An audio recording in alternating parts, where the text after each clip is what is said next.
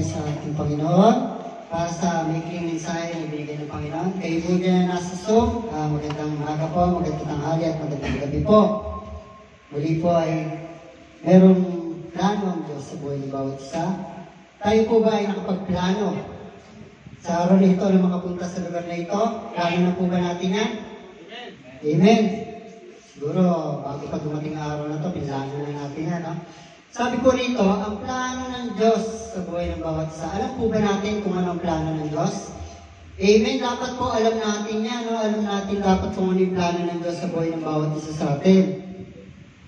Sabi dito sa verse, Efeso 1 verse 4 at 5, sabi rito, ayon sa pagkapili niya sa atin sa Kanya bago itinatag ang sanglibutan upang tayo ay maging mga banal at mga walang dungi sa harap niya sa pag-ibig. Verse 5, sabi po rito, na tayo itinalaga niya ng una pa sa pagkukop na tulad na sa mga anak sa pamamagitan ni Jesucristo sa ganang Kanya ayon sa minagaling ng Kanyang kalooban. Yan po ang plano ng Diyos sa atin. Amen po. Muli po tayo manalangin. Panginoon, muli humingi po ako ng gabay ng banal na Espiritu, Panginoon, sa iyo, Panginoon, ay patuloy po akong dumadalangin, Panginoon, sa maikling mensaheng ito. Gabayan mo po ako, naway ang iyong mga salita, Panginoon, ang patuloy na tumanim sa isip, sa salita, Panginoon, na aking sasabihin ay pumasok sa kanilang mga puso, Panginoon, ang salitang nagmula sa iyo, Panginoon, ang iyong mga verse sa Bible, Panginoon, naway matandaan nila, Panginoon, ang plano mo sa buhay nila, Panginoon. Lord, gamitin mo lang ako, Panginoon, at itago mo ako sa iyong likuran, Panginoon, at patuloy kang manguna sa lahat ng aking sasabihin mo, gabayan ako ng banal na Espiritu ng Diyos. In Jesus' name, Amen. Sabi rito, ang plano ng Diyos, yan ang pamagat natin, ang plano ng Diyos. Sabi dito sa verse 1, ayon sa pagkapili, so lahat po tayo ay pinili ng Diyos sa puwen sa mga plano ng Diyos. Bago po ginawa yung sanlibutan, nauna na kung plano ng Diyos yung tao. Alam po ba natin yun? Amen. Kasi po tayo kawangis ng ating Panginoong Kristo. Siya po yung kasama ng Diyos Ama sa langit. Amen po? So, may tatlong plano ng Diyos. Ito po ay bahagi lamang. Marami pong plano ng Diyos sa buhay ng tao. Ito po ay mga pit lang. Diba? Sabi nito yung free will na meron ka, plano yan ng Diyos. Yung kayamanan ng Diyos na ibinibigay sa iyo. Ayan, alam po ba natin yan kung ano yung kayamanan? Amen. Malalaman po natin yan. At yung gusto ng Diyos. Plano ng Diyos siya. Yung mga gusto niya para sa iyo. Amen po. So sabi dito sa Jeremiah 29 verse 11, sapagkat nalalaman ko ang mga pag-iisip na aking iniisip sa inyo. Sabi ng Panginoon, mga pag-iisip tungkol sa kapayapaan at hindi tungkol sa kasamaan upang bigyan kayo ng pag-asa sa inyong huling wakas. Sinabi po yan ng ating Panginoon Jesus, no? Sabi ito ay free will. Amen. Yan po ay ang ating malayang karooban.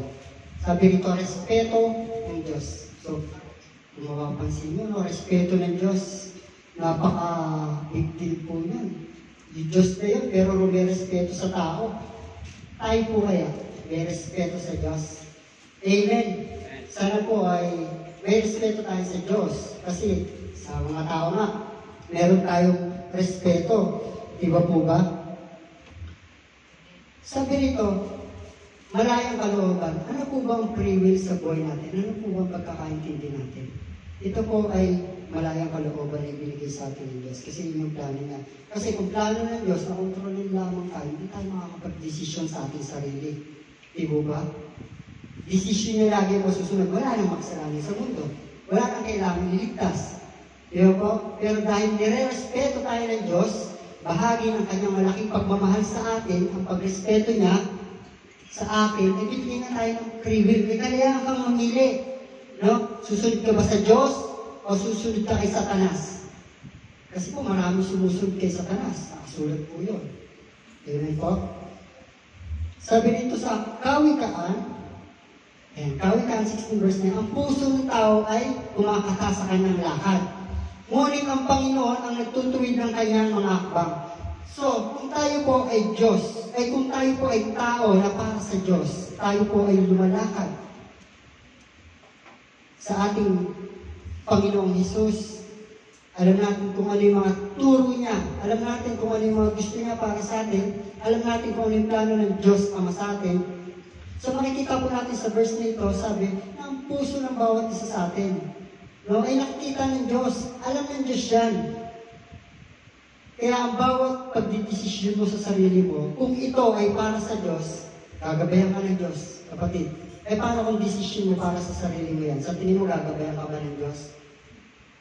Itutuyot ka ng Diyos. Pero makulit yung tao minsan talaga eh. No? Ayaw. Ayaw na minsan yan eh. Kaya nga po marami kung isipin nyo, mas pinipili nilang bisyo.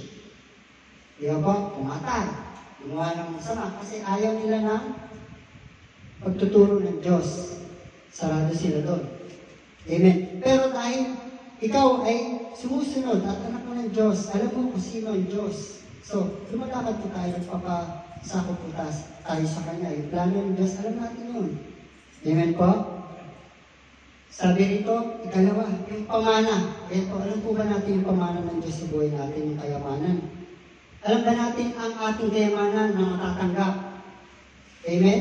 Dapat po alam natin kung ano yan. Ano po ba yung kayamanan na ibinigay ng Diyos sa buhay ng tao mula na dumating ang Panginoong Jesucristo rito? Ano po? Yun po yung buhay na walang hanggan. Kayamanan po yan. Ibinibigay sa atin ng Panginoon. Ang problema sa tao, tinatanggihan niya yung kayamanan ibinibigay ng Diyos sa atin. Yung buhay na walang hanggan. Di ba po? Yung mga mayayaman nga sa atin, yung mga kaya sa buhay, material, nagpapamana sila, bahay, lupa, kotse. Pero ito po, tandaan mo. Ito po talagang realidad sa mundo. Tayo kung nasa middle, mahihirap. Ano po yung pinamamana sa atin ng ating mga magulang? Ito po ang tandang-tanda ko. Anak, magtapos ka lang ng pag-aaral dahil yan lang ang tanging may papamana. Amen, di ba po? Dala-dala po natin yan for life. A lifetime, dala-dala natin sa isip natin yan. Problema, hindi ka nakapagtapos. Free will yun eh. So may iba ka palang plano, mag-abroad na lang ako, hindi ako nakapagtapos. Amen? So lahat tayo, karamihan naman, hindi nakapagtapos yung iba na nakapag-abroad, no? Praise God. Pero, plano ng Diyos yun. Tapos nakakilala na sila kay Lord, no? Nagpunta sila rito, nagpunta sila sa church. Amen? Kasi kahit hindi mo sila nakapagtapos, at least alam nila yung plano ng Diyos na, kaya pala ako, kahit di nakapagtapos, dadali pala ako ni Lord dito, makapag-aral na mas mabuti sa salita niya. Amen po? So tandaan po natin ang kayamanan ng Diyos. Yan po ay ang buhay na walang hanggan na binibigay sa atin ng Diyos. Tanggapin po natin yan, huwag natin tanggihan. Ano? Karapat dapat ba tayo doon? Sa kayamanan yun. Tanggapin natin ang ating sarili. Baka di ko natin alam yan. Dapat po, alam natin yung oo. Dapat ako doon. Amen. Sabi ng Diyos, ito pa. Yung gusto ng Diyos sa'yo, yung tatlo. Alam ba natin kung ano ang gustong mangyari ng Diyos sa atin? Alam po ba natin yan? Pag namatay tayo, alam na po ba natin kung ano yung gusto ng Diyos para sa buhay natin? So dapat alam din po natin yan. Makasama ka niya sa langit. O baka gusto mo, iba yung makasama mo. Naku, mahirap yan. Tanungin natin sa sarili. So ito po ay sabi ko sa inyo, mga bahagi lang ng mga plano ng Diyos sa atin. So tandaan natin, ang gusto ng Diyos sa buhay natin ay makasama niya tayong lahat dahil tayo ay kanyang likha. Lahat tayo ay kanya. At gusto niya makabalik tayo sa kanyang paraiso sa langit. Amen po? Sabi nito, makasama niya tayo sa piling niya. Ikaw yun, ako yun. Amen po? Tanggapin natin yun. Yan ang plano ng Diyos sa lahat. Hindi po ito sa kung ikaw lang yung hindi po. Lahat po yan. Yan ang plano ng Diyos sa lahat yan. Sabi, ano ang plano mo sa Diyos? Yan naman ang tanong. Ikaw, ano ang plano mo sa Diyos? Amen. Kung tatanungin tayo, ano ang plano natin sa Diyos? Dapat po alam natin kung anong plano natin sa Diyos. Sabi dito, maaari tayong sumunod. Alam na natin yung mga equipping na kailangan natin gawin. Manalangin, magbasa ng Biblia, pag-aralan kung sino ang Diyos sa buhay natin, pag-aralan natin ang kanyang salita.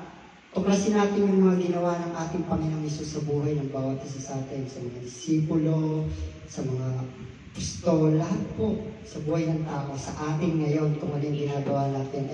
Sumunod, magpasako, mas matutunan pa kung sino ang tunay na Diyos sa buhay mo. Tunay na Diyos.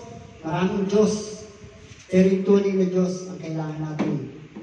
Tandaan po natin yan. Minsan ayaw natin sa plano ng Diyos. So maraming tao ayaw sa plano ng Diyos. Ano po? Ganyan po ang tao. Ayaw nila sa plano ng Diyos. Gusto nila plano lang nila. Sabi rito, 1 Timothy 5:18. Ito po yung sabi ng Panginoon, no? Sapagkat ang mga iba'y nagsibaling na saulian ni Satanas. So ito na, sumusunod lang sila sa lakad ng mundo. No, mas gusto na nila yung gusto ni Satanas. Ganyan po, marami yan. Tinalikuran na nila yung katotohanan. Sabi rito, sa John 3 verse 19, at ito ang kahatulan na naparitong ilaw sa sanglibutan at inibig pa ng mga tao ang kadiliman kaysa ilaw. So pagpapatunay po yan sapagkat masama ang kanilang mga gawa. Isipin nyo, nakalagay sa Bible yan ang katotohanan. No po, nangyayari talaga yan, nakikita natin. Kung makikita nyo, sabi sa John 3:19, no? Mas pinili pa nila yung ilaw ng sanglibutan. Grabe. Kesa yung ilaw na dapat, yun yung tinatahak natin. Yun yung pinaniniwalaan natin.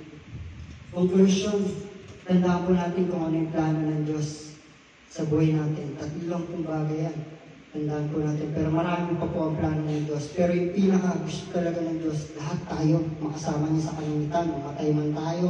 Alam natin kung saan tayo pupunta. Sabi rito, hindi dumating sa inyo ang anumang tukso, kundi yung matiis ng tao tapat ang Diyos na hindi niya tinutulot na kayo'y tuksuhin ang higit sa inyong makakaya, kundi kalakit din ang tukso ay gagawin naman ang paraan na pag-ilag upang ito'y inyong matiis. Lahat po ang dadaanan natin.